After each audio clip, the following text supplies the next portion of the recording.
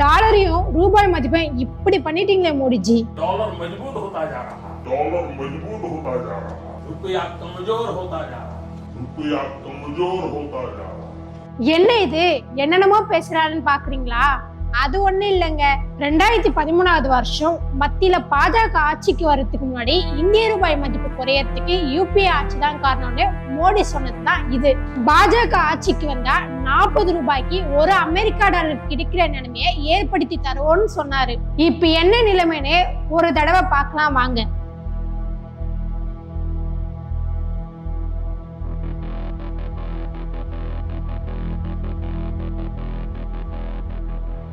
ரெண்டாயிரத்தி 14 இருந்து இந்திய பொருளாதாரம் அடுத்தடுத்த பல அதிர்ச்சிகளை சந்திக்க வேண்டியிருந்தது.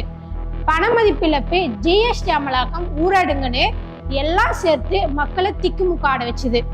மோடி ஆட்சி பொறுப்பேற்ற போது 7-8% பொருளாதார வளர்ச்சி இருந்துச்சு.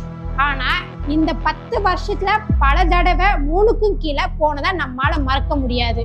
குறிப்பா 2014 அறிவிக்கப்பட்ட பண மதிப்பு இழப்பு நடவடிக்கையால புழக்கத்துல இருந்த 86% கரன்சி நோட்டுகள் இருந்த இடமே காணாம போச்சு. அதோட 2017 அமல்படுத்தப்பட்ட ஜிஎஸ்டியால பல வியாபாரங்கள் படுத்த படிக்க ஆச்சு.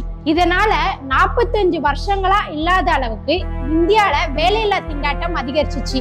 இப்படி குறைஞ்சான்னு நமக்கு என்னன்னு யோசிக்கிறீங்க?